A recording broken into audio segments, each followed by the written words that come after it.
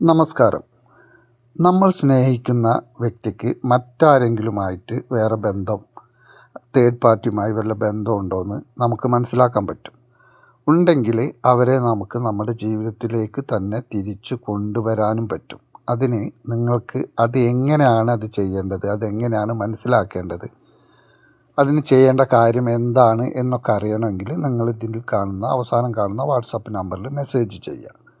അത് ചെയ്തു കഴിഞ്ഞാൽ നിങ്ങൾക്കതിൽ നിന്ന് മനസ്സിലാക്കാൻ പറ്റും ആ വ്യക്തിക്ക് മറ്റ് ബന്ധമുണ്ടോ, അതുപോലെ തന്നെ ആ വ്യക്തിയെ അങ്ങനെ ബന്ധമുണ്ടെങ്കിൽ അതിന്ന് കൊണ്ടുവരാൻ ചെയ്യേണ്ടത് എന്താണ് എന്നെല്ലാം നിങ്ങൾക്കത് ചോദിച്ച് മനസ്സിലാക്കി കഴിഞ്ഞാൽ ആ കാര്യം ചെയ്താൽ കൃത്യമായിട്ട് ആ വ്യക്തി അങ്ങനെ ഒരു ബന്ധത്തിലാണെങ്കിൽ തന്നെ തിരിച്ചു വരും.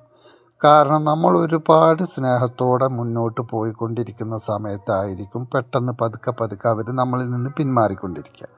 ആ സമയത്ത് നമുക്ക് മാനസികമായി ഒരുപാട് വിഷമം അനുഭവിക്കുന്ന ഒരു ഘട്ടത്തിലൂടെ ആവും കടന്നു പോവുക.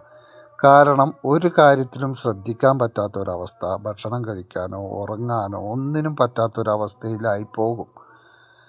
നമ്മൾ ഇനി എന്തിനാണ് ജീവിക്കുന്നത്, മുന്നോട്ട് എങ്ങനെ പോകും എന്ന് പോലും തോന്നിപ്പോകും. കാരണം അത്രയും നല്ല രീതിയിൽ സ്നേഹിച്ചു കൊണ്ടിരുന്ന വ്യക്തിയിൽ നിന്നാണ് പിന്നീട് വഴക്കും ദേഷ്യപ്പെടലും നമ്മളെ വേണ്ട എന്നുള്ളൊരവസ്ഥയിലേക്ക് നമ്മളെ അവഗണിക്കുമ്പോൾ നമുക്കത് മാനസികമായിട്ട് ഒരിക്കലും അത് അംഗീകരിക്കാൻ പറ്റില്ല.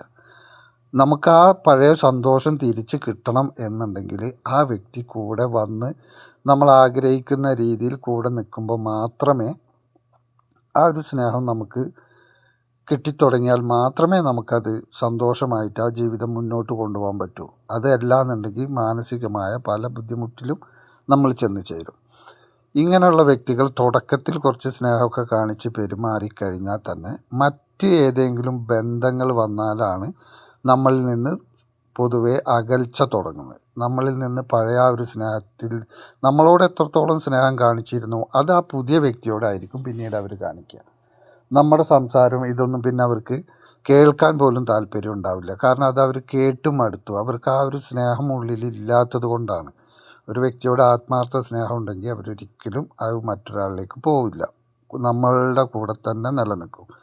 പുതിയ ആളെ കണ്ടാൽ, പുതിയ സുഹൃത്ത് ബന്ധങ്ങൾ കിട്ടി അതിലേക്ക് പോയിട്ടുണ്ടെങ്കിൽ ആ വ്യക്തി നമ്മളോട് ആത്മാർത്ഥത കാണിച്ചിട്ടില്ല എന്നാണ് അർത്ഥം. പക്ഷെ നമുക്കങ്ങനെ തോന്നിയതാണ്, ഭയങ്കര ആത്മാർത്ഥ ആയിരുന്നു എന്ന് അവരെ പെരുമാറ്റത്തിൽ തോന്നിയതാണ്, സംസാരത്തിൽ നമ്മൾ തെറ്റിദ്ധരിച്ചതാണ്. ആത്മാർത്ഥ ഉണ്ടെങ്കിൽ ആ വ്യക്തിക്ക് ഒരിക്കലും നമ്മളെ വിട്ടു പോകാൻ പറ്റില്ല. അപ്പോൾ ഈ കാര്യങ്ങളൊക്കെ മനസ്സിലാക്കണമെങ്കിലും അറിയണമെങ്കിലും നിങ്ങൾ വാട്സപ്പ് ചെയ്ത് മനസ്സിലാക്കിയിട്ട് ആ കാര്യങ്ങൾ ആ വ്യക്തിയെ തിരിച്ചു കൊണ്ടുവരിക, അല്ലെങ്കിൽ സ്നേഹത്തോടെ കൂടെ നിലനിർത്തുക. അപ്പോൾ എല്ലാവർക്കും നന്ദി, നമസ്കാരം.